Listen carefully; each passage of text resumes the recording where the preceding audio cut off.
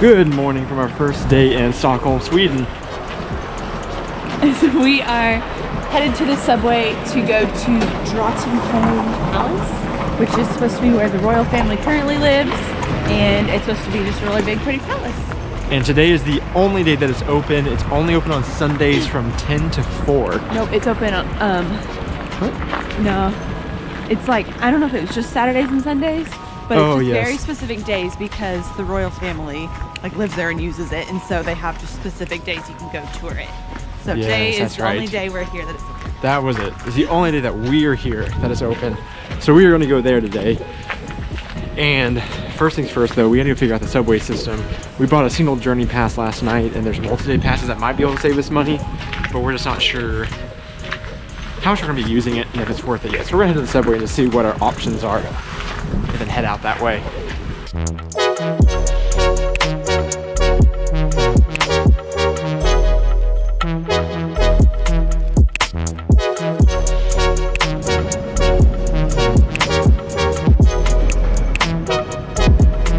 Got our transportation cards. They're a 72-hour pass, and they can get us on all public transportation.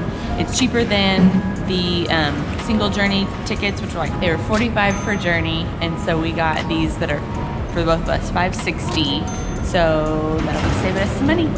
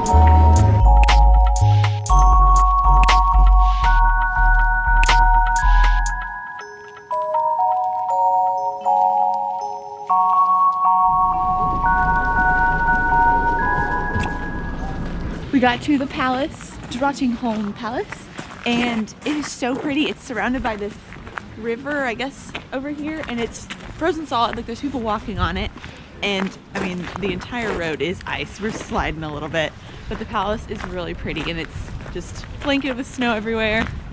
It's like Elsa's palace. It's kind of unassuming when you pull up in the bus stop. The bus stop is right next to it, and the street runs right next to it, and there's no like big fence or barrier to the palace. So like, we're walking up on the palace right here, and again, kind of like in Denmark, there's no fence or anything keeping us from just walking up and touching the palace, which is so fascinating to me, because I just imagine like the White House, like how far away you have to be for that to see it. Oh, here comes some guards.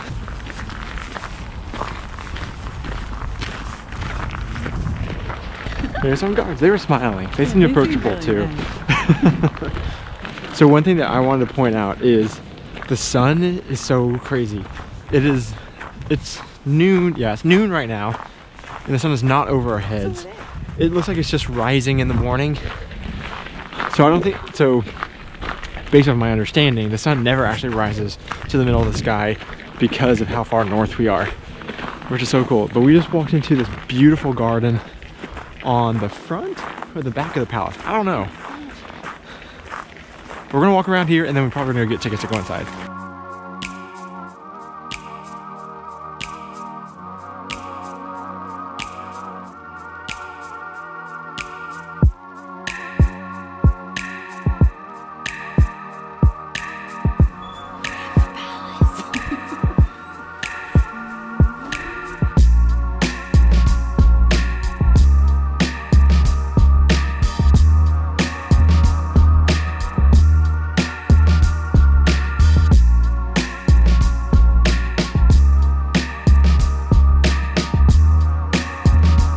We walked up the staircase, and there was a ticket center. So we just bought tickets real quick to come up and tour the palace. It was 195 krone for the two of us to get in, one adult and one student price. If you have a student ID, you can get discounted. So now we're just walking around. There's no like tour or audio guide that we saw, so we're just walking around doing self-guided. But in each room, they have little plaques where you can read about the room that you're in and what the decorations are. So we're gonna enjoy this tour now.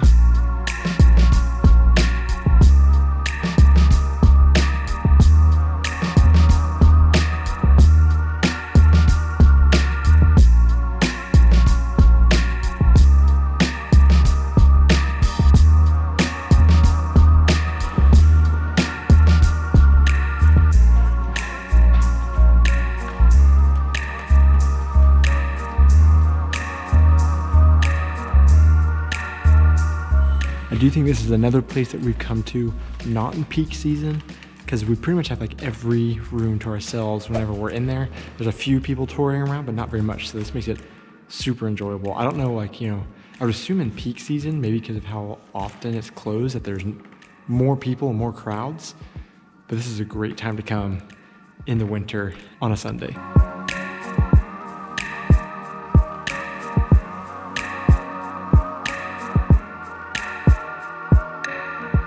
All right, so that's it for the tour of the inside of the palace. It took about, what, maybe an hour to get through? Probably not even that long. 45 minutes, 30? Yeah. You get to go like on the first floor, then you go up to a second floor. There's not a whole lot that you get to see. But yeah, it was so really cool that you got to see all of the different rooms that you did get to see. Something that we were talking about inside that was interesting is as you're reading the little plaques that explain the different rooms and the different monarchs and what they did in it, just how we know nothing about the Swedish royal family. It's another one of those royal families that just out of our ignorance, we didn't really even realize was Had a royal family. Yeah, still, was a thing. Yeah. And so it just, there's a lot of so dots. much we still need to know. Well, there were so many dots that weren't connected Yeah. whenever we were reading those things because we had no clue who any of those people were. But we overheard somebody talking in there, a historian, saying that the current royal family, they trace their line back to 1810 because a monarch had, I guess, abdicated and then some nobleman was elected as the crown prince. Something like. So we want to go read into that more. That sounds interesting. Yeah, so this royal family isn't as, like, I guess, ancient as some lines, but still very interesting. So they currently live on the south side, like we said. And so we can't get down to that part, but we're gonna go walk around the gardens now because it looks so beautiful. But we're slipping all over the ice everywhere.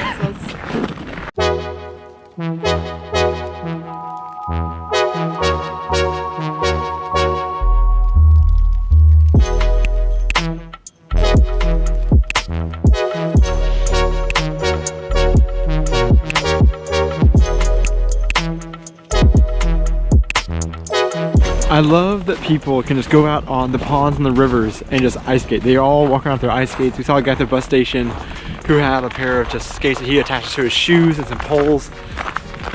I've never seen that before, coming from Oklahoma, really. I know there's places in the States where you can do that, but for me, it's cool. Is it cool to you? It's cool to me, Donnie.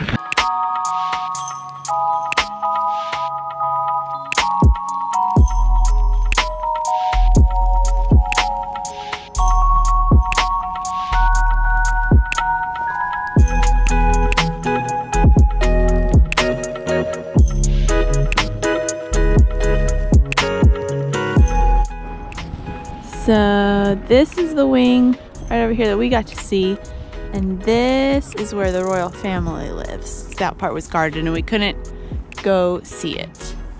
And these are some cold cheeks.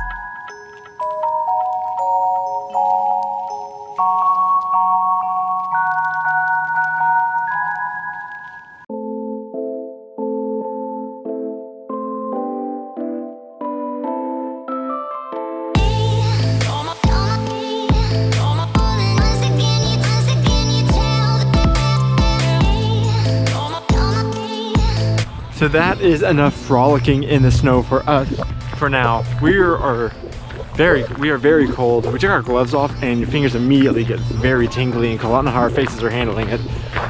But we are going to head out now and go look for someplace indoors to get something warm in our bellies.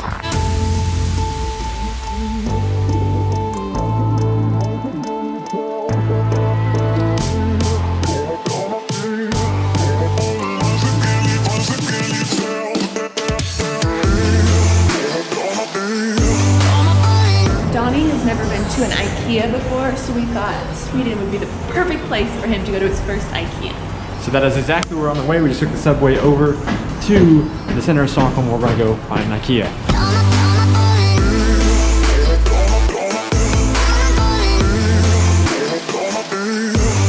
So we have arrived at the Ikea. It is not like the huge warehouses that we have like in the US. This is like a little city, small store with, you know, cool little kitchens, but no food court. We were coming for Swedish meatballs. This is the real reason we're here. The one perk though is there is free coffees. So yes, we mostly came to the Ikea for the Swedish meatballs. This one is just a kitchen design center, so there's people all around designing their kitchens, and they have these little like mock-ups that you can walk in and out of, but they have free coffee, so definitely worth stopping in, and free Wi-Fi. So we're stopping in just for that. So we asked them where the real Ikea is. And nicely, we didn't say it like that, but. So they gave us this map. They have it printed out. Turns out it must be something that people come here and ask quite a bit. She said it's only open Monday, or I guess weekdays, Monday through Friday, and there's like a special bus that for free will take people from around the central station and drive them out to this big Ikea warehouse. So we might do that tomorrow whenever it's open. Yeah. That sounds kind of fun. So at least we got free coffee out of it. But tomorrow we will get the Swedish meatballs. So I don't know what to do now. Yeah, I'm hungry though, that's fine.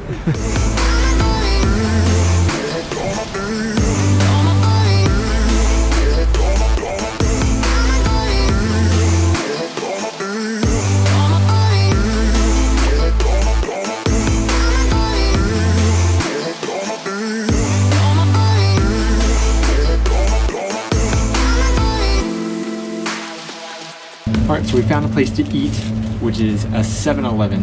And we haven't been eating at 7-Elevens quite as much as we have since we were in Asia. But this one is super nice, tons of really, really good food. I got a calzone and a Coke, and they had a special meal deal, and they heat it up for you, and it's like 49 krone. And then Aubrey got a little salmon salad. But they had tons of really good like pastries and burritos and all kinds of stuff that they would make for you here. So highly recommend.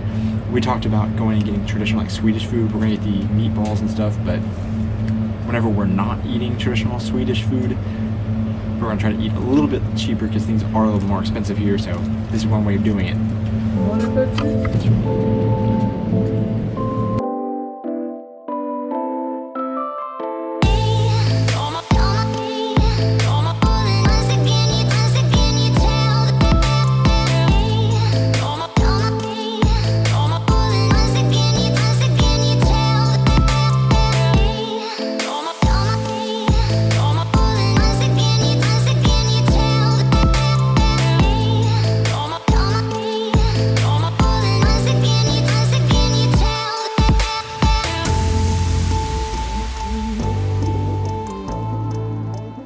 Okay, we finished our delicious 7-Eleven dinner.